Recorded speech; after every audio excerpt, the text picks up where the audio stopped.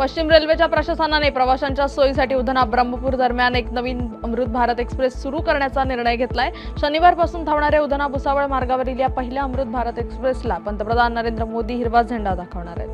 मुख्यमंत्री देवेंद्र फडणवीस, उपमुख्यमंत्री अजित पवार आणि मी अनेक मंत्री शेतकऱ्यांच्या बांधावर जाऊन त्यांचं दुःख आणि नुकसान पाहिलंय, त्यामुळे पुन्हा शेतकऱ्याला नव्याने उभा करणे आणि त्याच्या डोळ्यातील अश्रू पुसणे ही प्राथमिकता आहे, असं शिंदे म्हणाले।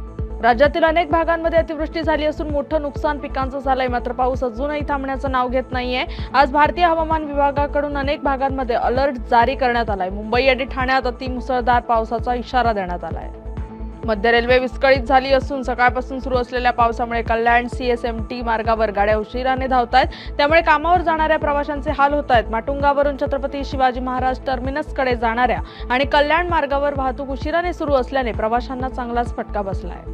राज्य सरकारने सुवर्ण महोत्सवी आदिवासी शिष्यवृत्ती योजनेत 15 वर्षांनी बदल करत 9वी-10वीच्या अनुसूचित जमातीतील विद्यार्थ्यांना जास्त रकमेची केंद्र सरकारची शिष्यवृत्ती योजना लागू केली आहे। पुरंदर येथील प्रस्तावित आंतरराष्ट्रीय विमानतळासाठी संमतीपत्रे दिलेल्या शेतकऱ्यांच्या जमिनीची मोजणी प्रक्रिया शुक्रवारपासून सुरू झाली आहे। पहिल्या दिवशी पोलीस बंदोबस्तांमध्ये मुंजवडी, खानवडी आणि एकतपूर या गावातील 50 हेक्टर जमिनीची मोजणी प्रक्रिया पूर्ण झाली आहे।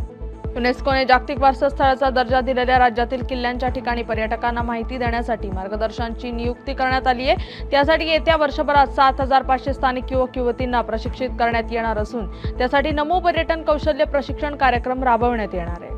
सावंतवाडी उपजिल्हा रुग्णालयातील ट्रॉमा केअर युनिट वैद्यकीय अधिकारी यांची रिक्त पदं आणि रक्तपेढी संदर्भात मुंबई उच्च न्यायालयाच्या कोल्हापूर खंडपीठाने आरोग्य विभागाच्या सचिवांना तातडीने लक्ष घालण्याचे सक्त निर्देश दिले। धाराशिव तालुक्यातील बोरखेडा येथे तेरणा नदीच्या पुरात शेतकऱ्यांचे सोयाबीन बर्बाद झाले। खत दुकानदार पैसे मागण्यासाठी फोन करतो म्हणून शेतकऱ्यांवर फोन बंद करून ठेवण्याची वेळ आली आहे। आणि सावंतवाडी येथील यशवंतराव भोसले कॉलेज ऑफ फार्मसीमध्ये जागतिक फार्मासिस्ट दिन मोठ्या उत्साहात साजरा करण्यात आला।